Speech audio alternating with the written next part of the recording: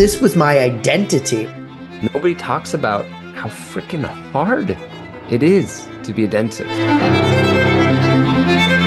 What most people talk about is how this affects the patient. What nobody talks about is how this affects us. Dentistry is ready for this. Now is really the time. Welcome to Wellness and Dentistry, where today we're going to be talking about the hidden stressors inside your practice and how to fix them. I'm joined by my dear friend and co-host, Dr. Kyle Stanley, who is a dentist, tech entrepreneur, speaker, and researcher. And I'm Dr. Martin Mendelssohn, a disabled dentist, coach, speaker, and author. In fact, my first book, One Move Makes All the Difference, is available for pre-order, and you can check out the information on my website. And together, we've helped thousands of dental professionals pursue wellness and dentistry. And if you're unfamiliar with us, we invite you to check out our respective links, websites, and course offerings on wellnessanddentistry.com. And in fact, coming up very soon on August 8th and 9th, if you like what you are hearing here and want to hang out with us for 2 days, get 12 CE credits and be around other like-minded dentists, our in-person course, Light Side Live, is being hosted in beautiful Irvine, California, this coming August 8th and 9th. So we'd love to see you there. And so, Kyle, first of all, hello, welcome to you. Hello, hello. So today we're talking about those hidden stressors. So what do you think about what some of those might be? Well, these are the stressors that you don't think are causing the stress, but Yeah. may be causing the stress. I think most dentists' first idea of what's causing the stress, if you ask them, is like, oh, it's probably like with my patients, right?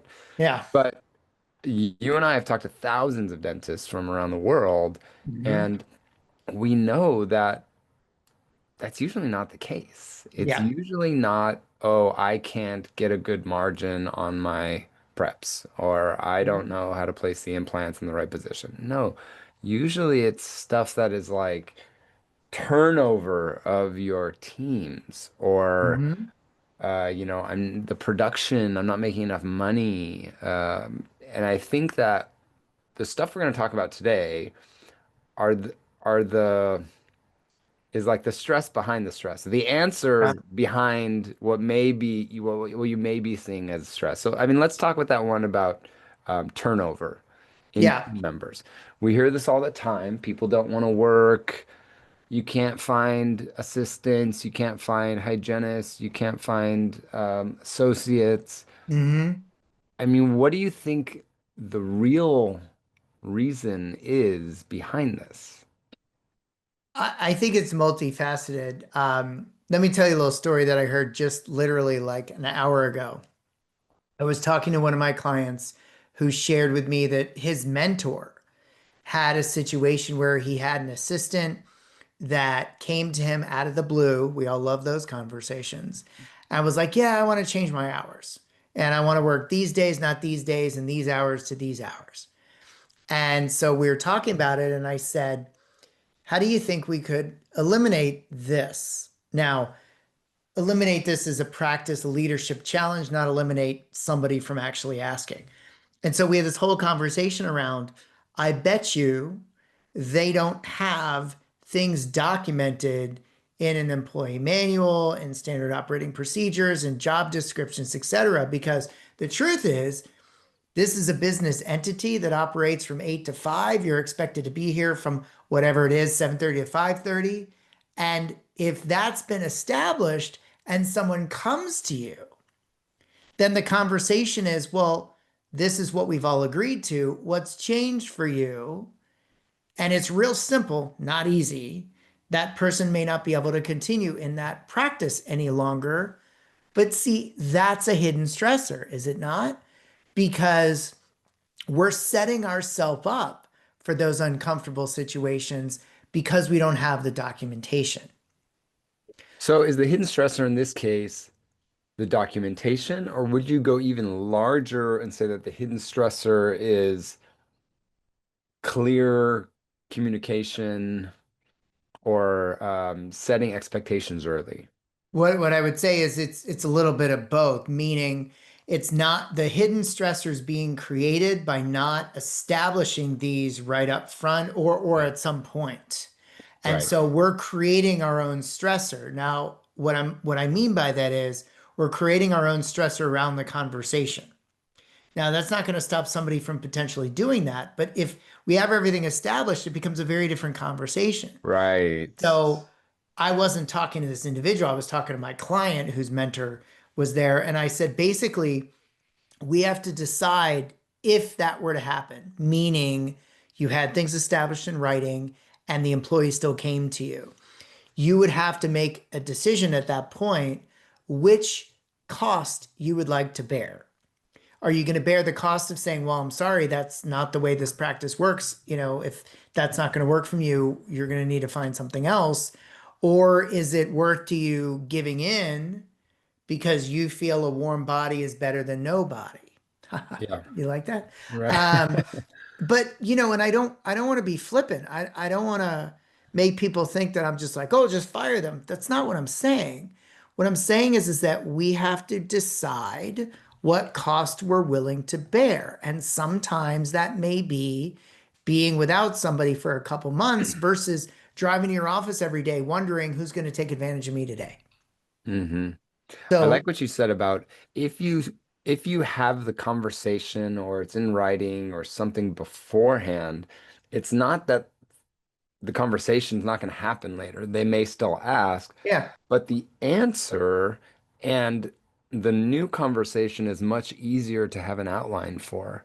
totally. And it's kind of like I relate it back to how I talk about complications with the complication compliance method. This Hmm. mini course that I have online is I'm not saying if you talk to your patients before a complication, you're not going to have complications. No, a complication is going to happen. Yeah. But the thing is, would you rather have the complication happen since they're going to happen anyways and have no framework, nothing Hmm. established beforehand, Yep. or have the conversation with every patient, whether they have a complication or not?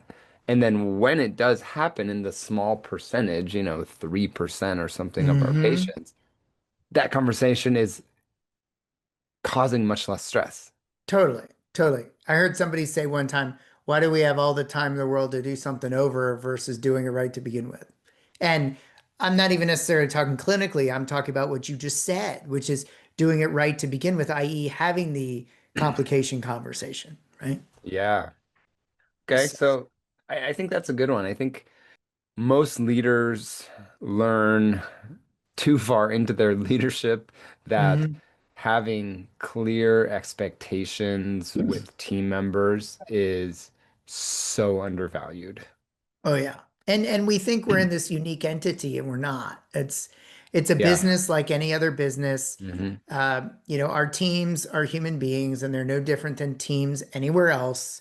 What's different is how they're being led and the protocols and procedures that are either communicated or not. That's the difference.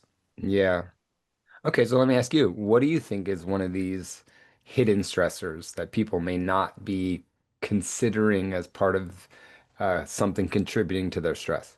Scheduling template, you know, it's ironic that all these things came up today because I had a couple client meetings today, but um, not understand. And what I mean by hidden stressors, the scheduling template is not understanding the stress that you're putting yourself in by either not having one or having one and not having it being adhered to. Yeah, which is basically the same thing, right? Why have one if Yeah, you're not adhering to it? yeah, Now, yeah, let's talk to the listeners some of the stressors that can come out of this.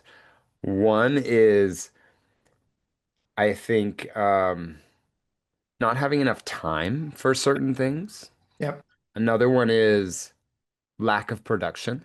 yep. Another one is, I think, this fragmented thinking of going from this to that to this to that to that, which can be challenging for certain people. What else comes from not having this scheduling template? Burnout, Yeah. team turnover, hmm um, establishing resentments if we don't have the communication protocols or culture in place that people feel psychologically safe to say something. Um, it's almost endless, I hate to say. Yeah. How incredibly important it is. Plus, in what I've also seen in a lot of practices is the lack of transparent communication relative to what it actually means if the scheduling template is violated. So, in other words, your front office team may not understand what the implications of not adhering to the template, and your, clinical team as well, if they say just come in tomorrow, may not understand the implications that they're putting on the front office team and or the clinical team that's on deck the next day, which might not even be them. Yeah. So, yeah. And so what do we do with scheduling templates? Well, what do you mean by that? Give me more clarity. What are you getting at? If someone's listening and they say, "What is a scheduling template?" How would Ah, you describe it? so what I would say is, you already know what that is. You just don't know it. Or excuse me, you already know what that is. You just don't realize it. So what do I mean by that? And so I learned this from MT's Manji actually. So I want to give him credit. You look at your 10 best days, and there's your answer.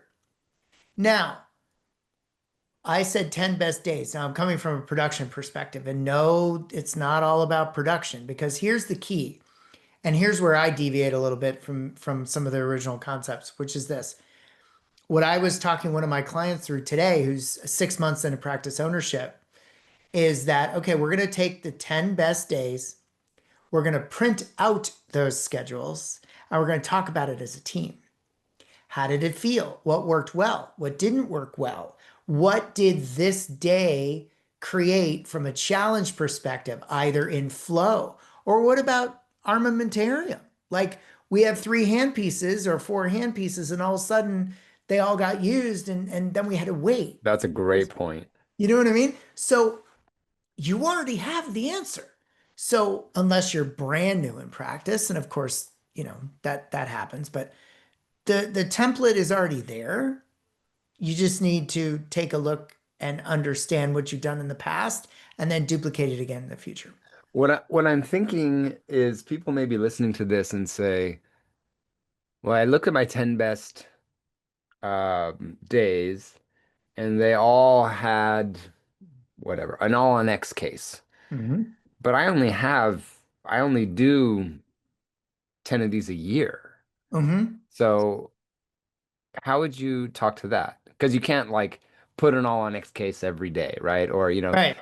or let's say they're not doing surgery and they're doing restorative, and they say, Totally. well, all those had 10-unit veneer cases, but Right. I don't have a 10-unit veneer case to put on every day of my practice. So Yeah. how But do I you would how do you think about that? what I would say is that first of all, it's a very valid question. Second of Thank you. all, if if all 10 did have an all on X case as an example, then I would go to your next 10.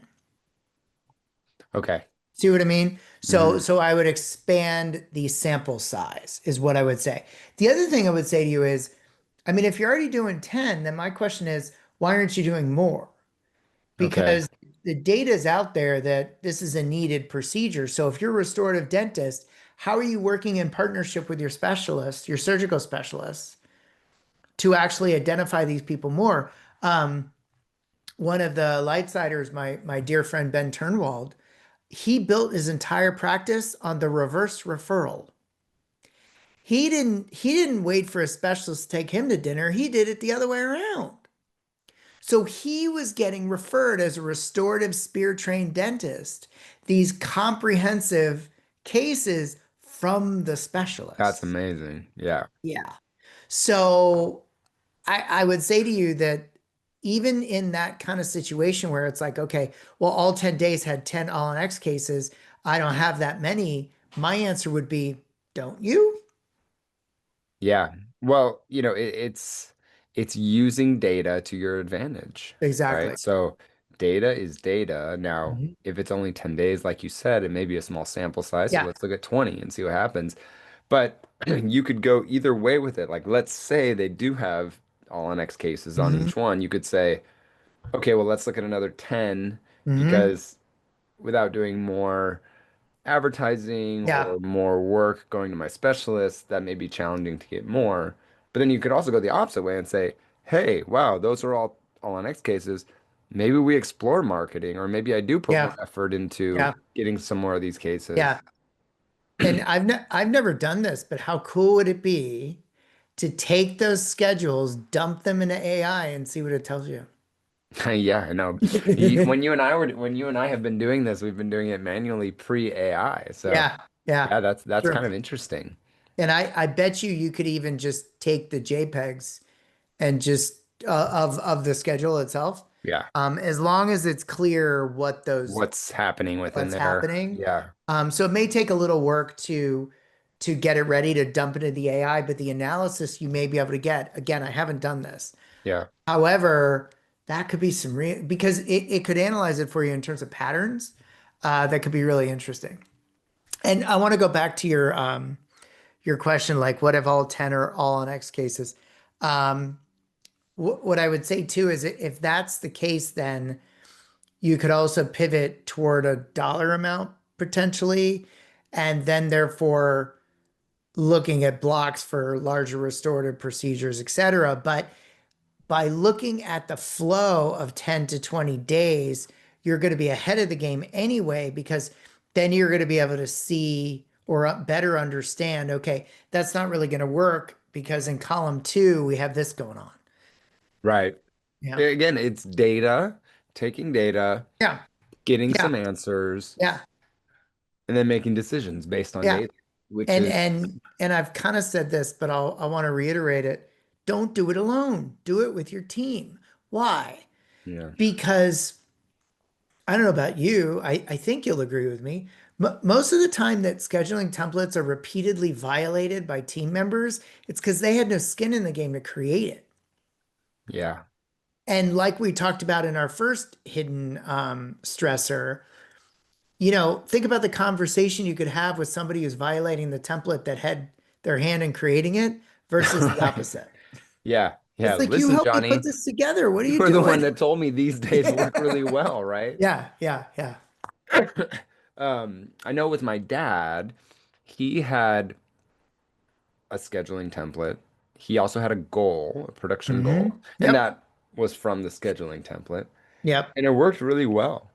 And I remember it was one of the first things that he told me about when I started working with him as an associate. yep, His number was 5 grand a day. That's what they were trying to get. yeah, And so he would say, our number is 5 grand a day. I yep. usually try to do, you know, two restoratives in the morning, two restoratives in the afternoon, Mhm, and mhm. then I do my exams in between those. Yeah. We do leave room for an emergency at this time usually, and all the team knew it, especially his treatment coordinator, hmm front office manager. She definitely hmm knew it, and Yeah. she was great at doing that. Yeah. And So, it makes it easier for your front office team. oh, So I totally. don't want people to hear this and say, "Oh my gosh, now they've got this template. They got." No, it makes it easier. It's like, 100%. okay, if you just said organize a desk, someone would be like, okay, well, do I put this here, this here, this here? But if you say, okay, there's 3 baskets, put Yeah. everything in the green, the blue, or the yellow basket, right? And hmm based on these parameters, Yep. people want that structure and clarity to do things. Yeah. And let's talk about the elephant in the room too. So what happens if your team members either say or you're sensing that they're like, oh, it's all about the money now? Mm, It's like, no, no, no, no, no, no, no. The production of a given day is a lagging indicator of the dentistry that's provided that has been diagnosed because it's needed, warranted, and appropriate. yeah. What we're simply doing is being more efficient in the way that we are providing this care. We're not making stuff up. We're simply providing the care in a different, scheduled, organized way. That's the difference. We're not making this about money because here's the thing, and I used to say this at Spear all the time, literally as a disclaimer. I said, the dollars are the only methodology I have to communicate efficiency. I'm stuck. And so if you have a problem with the dollar sign, I apologize. But the dollar sign is a lagging indicator of doing the treatment that's needed, warranted, and appropriate. And if there was another way I could measure it, I would. Yeah. But there just isn't. Yeah. I think that's a cool thing that AI is bringing is Yeah. that we will be able to check am I making my patients healthier? Right. Of course, we'll still have the dollar amount to look at because that's very easy, Yeah. but it'll give us one more parameter to look and see is the population of my practice in general getting Hmm. healthier, which I think will be cool to see. Agreed. Especially periodontally. Yeah. Yes, Yeah. right, right, right. Because that's another thing that most people don't really know the answers. Like if you went to your front office and said, "How many patients in our practice have periodontal disease?" They'd be like, Right. "Well, we do this many quads a Hmm. day. I don't know, maybe 20%, right?" But it's Hmm. still a guess. Yeah. But when Yeah. we have the radiographs and the Yeah. AI is doing the measurements and we can look at every radiograph in the last 5 years or 10 Right. years, it's really nice to be able to have that data. And it's kind of going back to what we're talking about now. It's like the more data we have, the more informed decisions we can make. Yeah. And also about the template too. I think it needs to be said, it's a living document. Things Mm, change. Don't think because you create it, in January of this year that it's going to be that way for ad infinitum. We should be evaluating it at least twice a year anyway, yeah. right? But the heavy lifting is typically in the beginning, not necessarily of practice life, but in the beginning of the process or in the beginning of the pursuit of really making things more efficient, more relaxed, and more productive.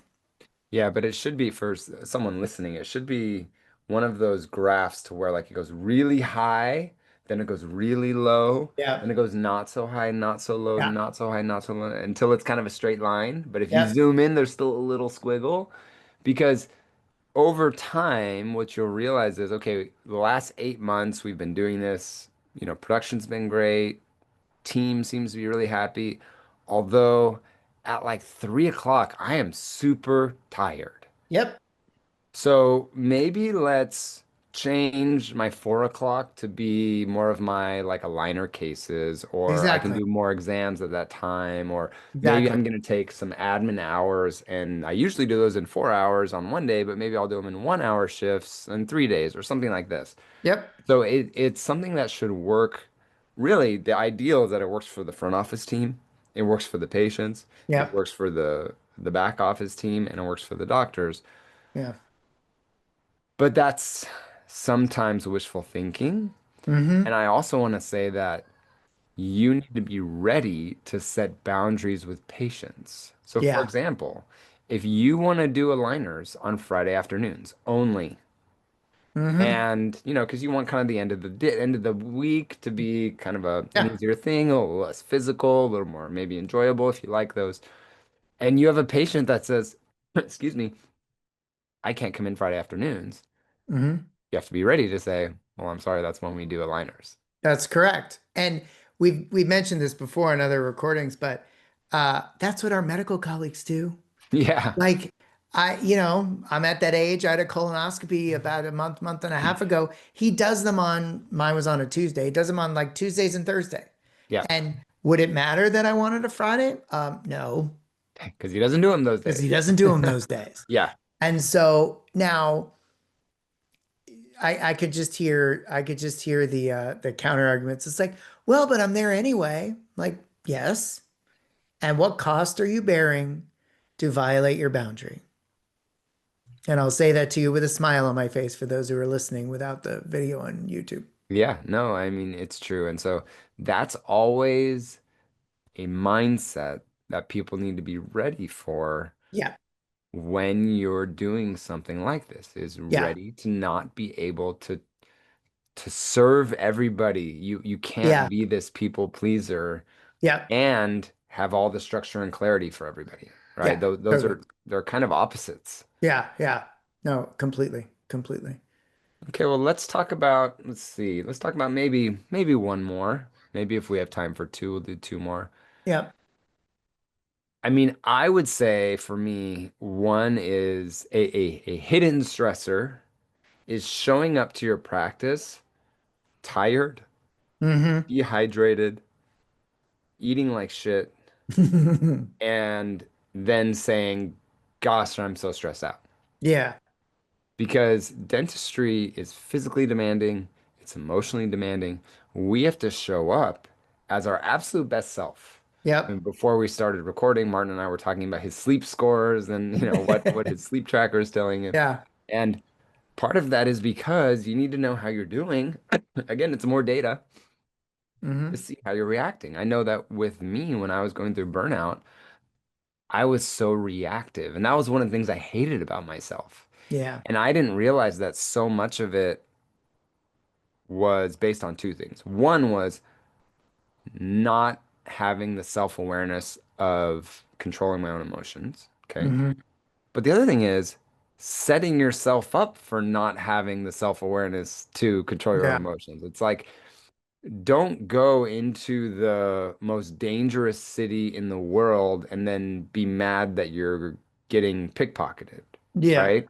And that's kind of what so many dentists do is they show up, they had 4 hours of sleep, Hmm. they ate a Twinkie on the way there and, got McDonald's Yeah. on the way there and, they're drinking soda and then they say, gosh, this is just so stressful and I'm so tired.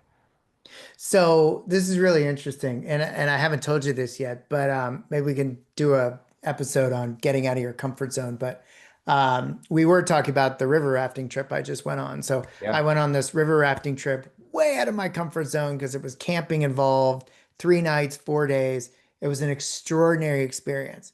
But here's why I'm bringing it up. We're recording this in July, and I knew I was going on this trip as of February. And I knew that I wasn't in the best shape. And so I've spent the last number of months not trying to, kill myself to, get some kind of gym body or whatever, but it was physical fitness. And I got to tell you, it was very clear to me, as hard as some of these hikes were, because it was like up a mountain, Yeah. literally, uh, I would not have been able to do it last February. Wow. But I prepped myself because I was committed to being able to enjoy it. That doesn't mean it wasn't difficult, but I was able to do it. And so I think there's some analogous ideas here between the two. Yeah. If I expected to show up and be able to do this hike up and down and then swim across the river against a current, yeah, that was not going to happen. Yeah. As it was, my now good friend Amanda was like, "You can do it, Martin." Like da, da, da, da. And so, yeah, you can't show up unprepared and expect things to just happen. It's not realistic. That's exactly it, is show up in the best state you can be in Yeah. so that when the negative things happen, because dentistry's hard, you're Hmm. going to have negative things happen, right? Yeah. Patients are going to show up late. They're going to be pissed off about the fee. A Hmm. crown's going to come off. They're going to be sensitive. A Yeah. team member's going to have to leave because their kid is sick and they have to pick up their kid at school. Like all that stuff is annoying Yeah. in And our practices. But so you have to be in the best physical and mental state when you show up. It's like you have to start at the top because over the day it's going to bring you down a little bit.